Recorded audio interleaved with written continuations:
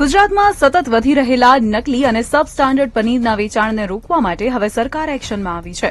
આરોગ્ય મંત્રી પ્રફુલ પાનસેરિયાએ કડક સૂચના આપી છે કે હવેથી રાજ્યની તમામ હોટેલ, રેસ્ટોરન્ટ અને કેટરિંગ સંચાલકોએ ગ્રાહકોને પીરસવામાં આવતું પનીર અસલી છે કે એનાલોગ તેની જાણકારી ફરજિયાતપણે બોર્ડ પર પ્રદર્શિત કરવી પડશે.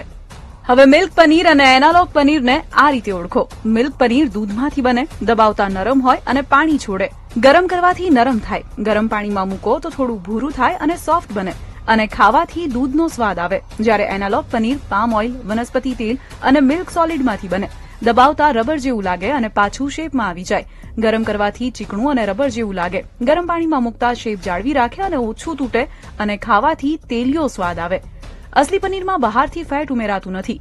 સારી ક્વોલિટીના દૂધમાંથી બને.